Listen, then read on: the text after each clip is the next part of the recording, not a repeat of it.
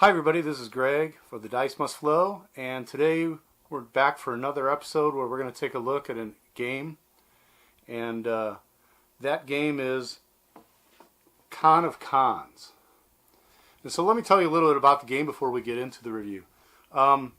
This is a game that is designed by Dr. Reiner Knizia, which is kind of a superstar name in the board game design area.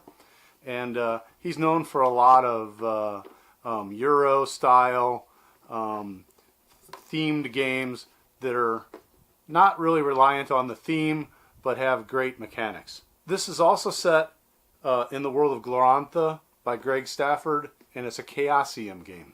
I do need to mention that when I was at Gen Con, Neil Robinson of Chaosium went ahead and gave me this game.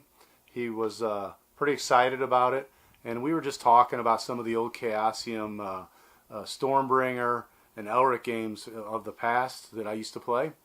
And he wanted to have me take a look at this game. I went ahead and played it and really have enjoyed it.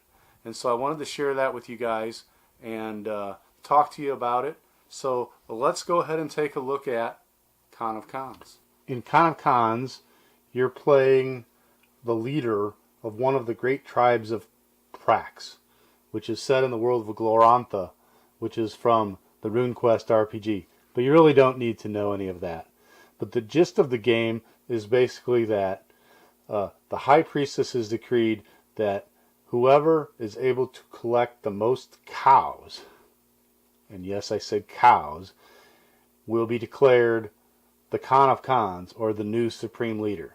So the point of this game is to collect cows and get more cows than your opponent.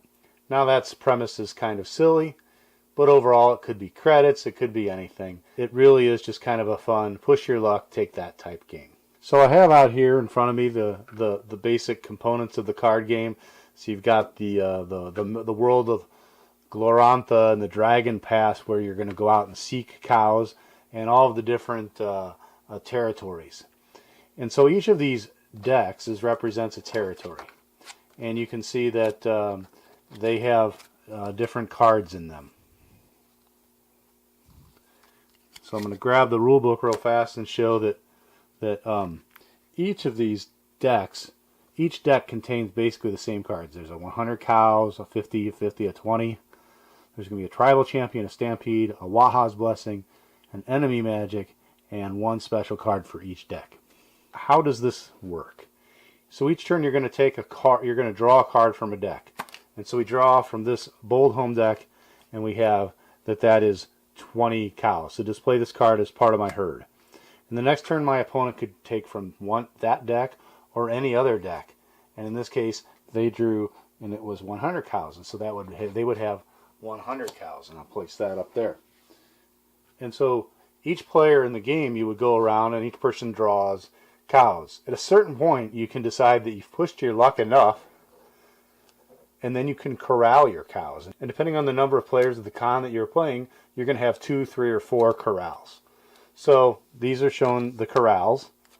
And once you corral, basically, your cows that you've gathered are safe. So those are basically points that you're going to score at the end of the game. If you have this, it's 100 points. This is 20 points. So when you corral, you save those points aside until the end of the game, and nobody can take them. So what is the other types of cards you can have? Well, one of them is a tribal champion, and this tribal champion defends against enemy magic.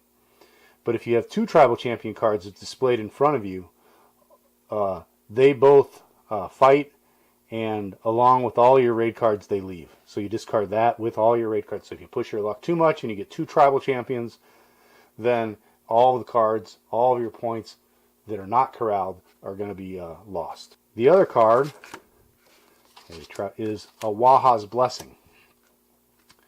And you can swap this card with a raid card from opponent's herd, which is not corralled, or keep it in your display and use later. So basically you can swap this card. You can just say, well, hey, my opponent that has a 100 raid sitting in front of him that he hasn't corralled, I can give him this Waha's blessing, and then that raid comes back to me. Now, if I don't corral that, he can actually play a different Waha's blessing and take that back. At the end of the game, your Waha Blessing cards are worth 20 points. And finally, there's a Stampede card. And in the Stampede, you discard one of your highest raid cards in your herd with this card. So basically, if you have a 50 and a 100 and a 20 that we showed, or in this case, two 100s, you're going to have to discard one of these, and it's going to go away. So basically, like I said, anytime anything's corralled, they're safe. But if not, these cards affect them. And finally, there's Enemy Magic, which discards a Tribal Champion card. If not, discard all of the raid cards from your herd. So basically, if you have a champion in front of your herd, then this Enemy Magic is going to discard it. If not, it's going to discard all of the raid cards that you have. And finally, there are special cards.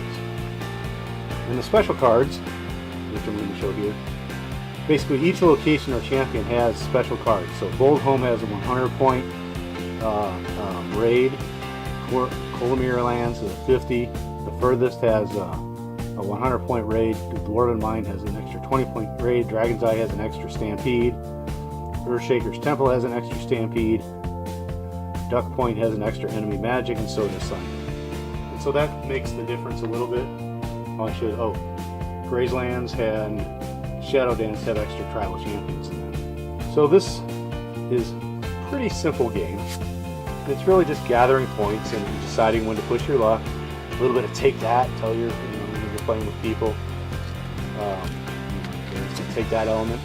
So the next thing in the game is that this would have happened earlier, but at the beginning of the game, each player is going to randomly select or choose a tribe that they're going to play.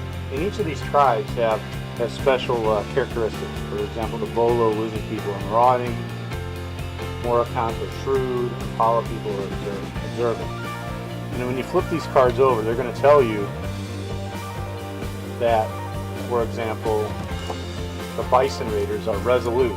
So when you pick up a second tribal champion card, you only lose one of the highest value raid cards, not all of your raids. Bolo Lizard people being marauding, you start the game with one corral token less than other players. But when other players reveal a Stampede card, you receive their raid card instead of it being discarded. So these are all like little variants into each part of the game, and that's really actually making the game a little bit replayable. And that's kind of cons.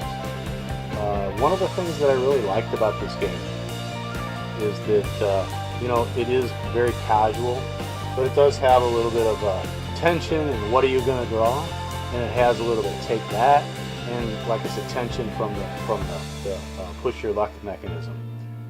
And even though it's set in the world of Glorantha, I didn't know about that world, and you don't need to know anything about that world. You just have to know your objective is to gather cows and corral them. Whoever has the most cows. I tend to play heavier games, and this game is certainly not heavy, but it's something good that you can throw in at the end of the night. It just kind of takes 15 minutes or so to play. And the other thing is a family game, and I have family members that are not necessarily gamers and don't like heavy games, and this is just something we can kind of play and have a good time with, and it doesn't take too long to go ahead and finish it out. And so that is Con of Cons, and hopefully you guys have enjoyed this review, and we'll talk to you next time. Thanks.